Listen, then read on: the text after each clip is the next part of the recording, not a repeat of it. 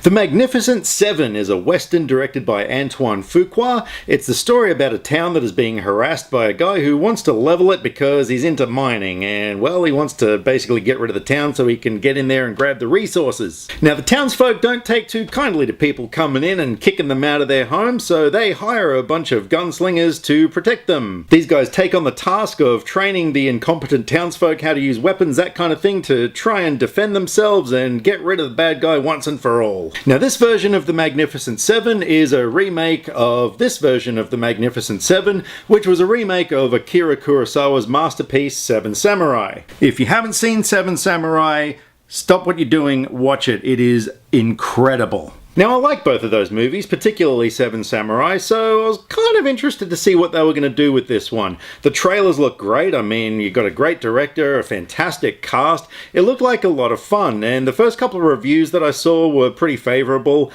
And then I spoke to a friend of mine who I do consider his opinion on movies kind of valuable, and he said that he fell asleep through it. Naturally, I went in with a pretty open mind, and look, it was okay, you know, it's nothing great. It definitely doesn't bring anything new to the table.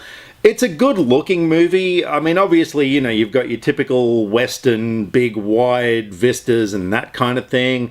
I mean, the performances were really good. Denzel Washington is great, of course. Chris Pratt is kind of one of those guys that's making a living off being Chris Pratt, which, you know, that's not a bad thing. I mean, you know, the guy's awesome in anything he does, but let's face it, he's kind of Chris Pratting every character that he plays. I thought Haley Bennett, who was kind of the damsel in distress character who comes to Denzel Washington pleading for help, she was really good. I thought she gave a really great performance, but the standout, without a shadow of a doubt, was Vincent D'Onofrio. I love this guy. He is one of my most favorite actors working today. The guy is an absolute chameleon. I mean, he can play anything, and he's always unrecognizable in a lot of things that he plays. You know, he's one of those guys that, you know, sometimes when you're watching an actor playing a role, I mean, like Denzel Washington, for instance, you know, you're watching his character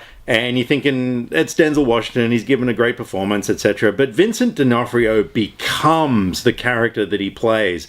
And that is a really admirable quality. There's not a lot of actors who can pull that off successfully, but he's one of them. And he didn't have enough scenes, though. That was the only gripe that I had, was that I just thought he could have been used a bit more, because every time he was on screen, he was captivating. And finally, Peter Sarsgaard as the villain of the piece, he was quite effective as well. He was one of those people that you definitely didn't like, which, you know, always makes for an effective villain. But that's the thing, you know, a lot of this movie was just good. I mean, the cinematography was good, the score was good, the performances were good, but nothing was really sort of stand out great, and it fell into the trap of relying on a lot of Western cliches as well, things that we've seen 100 times before.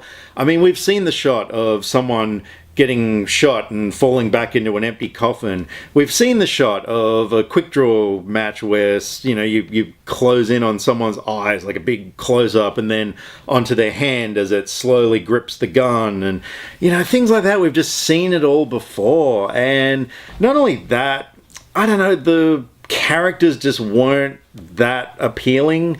It tried, but it just didn't succeed, and I thought a lot of the characters came off as fairly two-dimensional.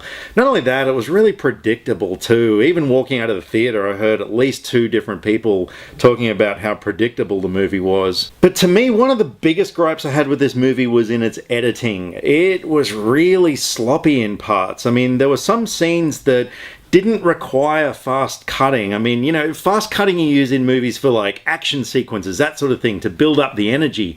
And there were a couple of scenes in particular which I really noticed. One where Denzel Washington's character enters a bar and you meet Chris Pratt's character for the first time. And there wasn't much action in the scene. It was a lot of dialogue, but every shot I counted lasted like a second or two, and it was just cutting. Like, unnecessary cuts to people, you know, like standing by, watching the conversation, that sort of thing.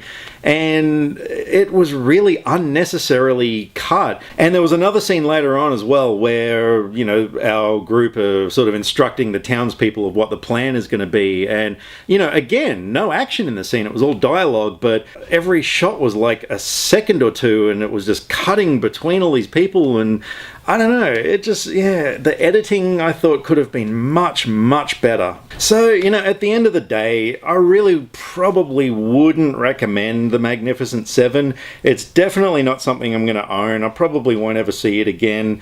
I guess if you really love your westerns and if you're a huge fan of the original and you've got to see it, by all means see it. You know, it's probably better on the big screen, but at the end of the day, it brought nothing new to the genre. It relied way too heavily on Western cliches. It was fairly predictable. Ordinarily, I would probably give it a 5 out of 10 because, you know, it was watchable, but nothing special. But because Vincent D'Onofrio was so freaking amazing, I'm going to give The Magnificent Seven a 6 out of 10. Now, I know this movie has a lot of fans, so, you know, people who liked it. So if you're one of those people, drop me some comments. Let me know what you loved about The Magnificent Seven. Leave me some comments either here or on Facebook because I like to talk about movies and I would love to talk about movies with you. See you soon. Click subscribe to stay up to date with all the latest movie reviews. Skynet will be taking over any day now, so what have you got to lose? Nyah.